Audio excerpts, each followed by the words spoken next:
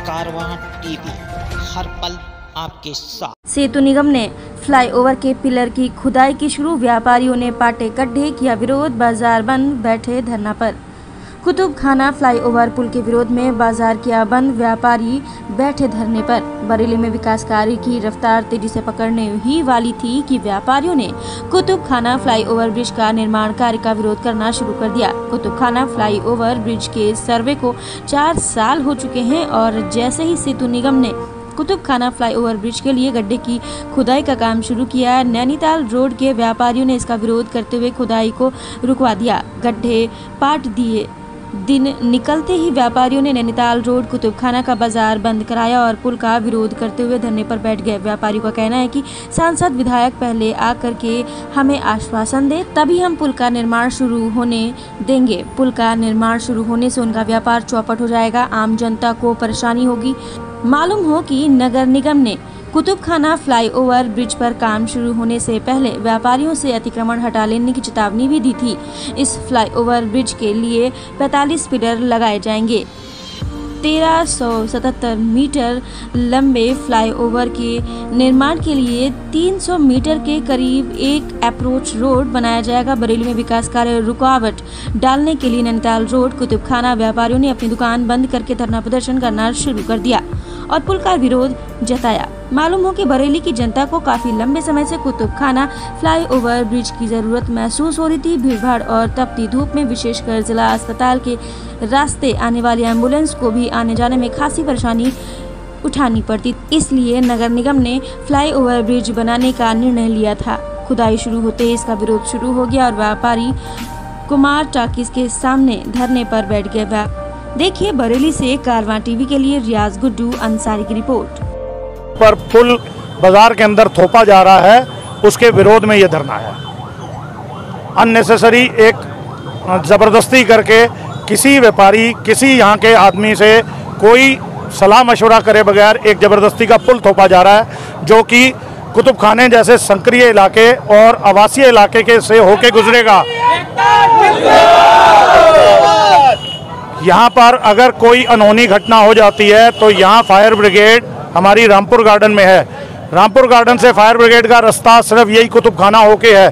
कौन सा जनप्रतिनिधि या कौन सा प्रशासनिक अफसर इस बात की जिम्मेवारी लेगा कि कोई का अनहोनी हो जाए, उसके अंदर कोई जनमानस का नुकसान होगा, उसका जिम्मेवार कोई बनेगा? क्योंकि फायर ब्रिगेड वहां पर पुल बनने के बाद नहीं पहुंच सकती है।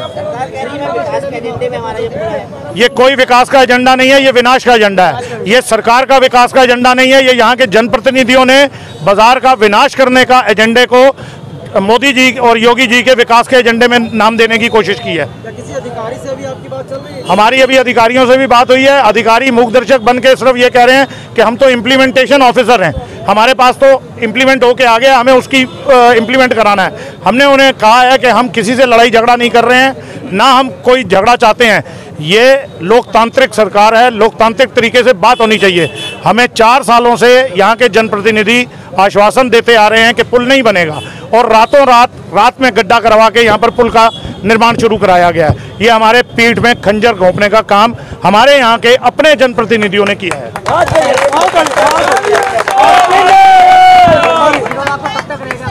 हमारा विरोध तब तक रहेगा जब तक यहाँ पर जनप्रतिनिधि आकर ये हमारे को सुनिश्चित नहीं करेंगे कि ये पुल का प्रस्ताव निरस्त किया जाता है।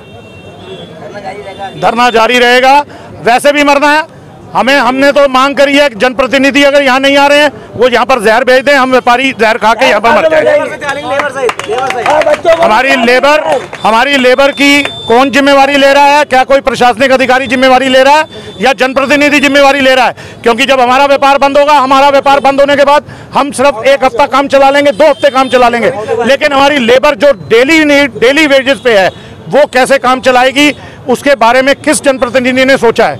क्या उनके लंगर लगा रहे हैं? क्या उनके लिए घर बनवा रहे हैं या क्या कर रहे हैं? इससे पहले कई बार आपकी बात जो पहले हो चुकी है पुल को लेकर आप लोग काफी समय से विरोध कर रहे हैं, तो क्या लगता है कि सरकार आपकी बात मानेगी? हमारी बात सरकार तक पहुंचाई ही गलत तरीके से जा रही है। जनप्रतिनिधि एक माध्यम होता है जिसके कारण सरकार की तरफ आम लोगों की आवाज़ पहुंचाई जाती है। लेकिन वही जनप्रतिनिधि हमारे साथ मीटिंग करके कहता है कि प्रतिनिधि एक माध्यम होता है जिसके कारण सरकार की तरफ आम लोगों की आवाज़ पहुंचाई जाती है। लेकिन वही जनप्रतिनिधि हमारे साथ मीटिंग करके कहता है कि पुल नहीं बनेगा और बंद कमरे में जाके शासन और प्रशासन को नक्शे बना के ओके करा रहा है कि ये पुल ऐसे बनेगा, उसमें डिज़ाइनिंग रीडिज़ाइनिंग कर रहा है। हमारे को सिर्फ बहकाया जा रहा है कि पुल 6 महीने में 200 गज का घर नहीं बनता, ये 1.5 किलोमीटर का पुल बन जाएगा। ये किनको पढ़ा रहे हैं, किसको पढ़ा रहे हैं, कैसे पढ़ा रहे हैं, क्यों पढ़ा रहे हैं?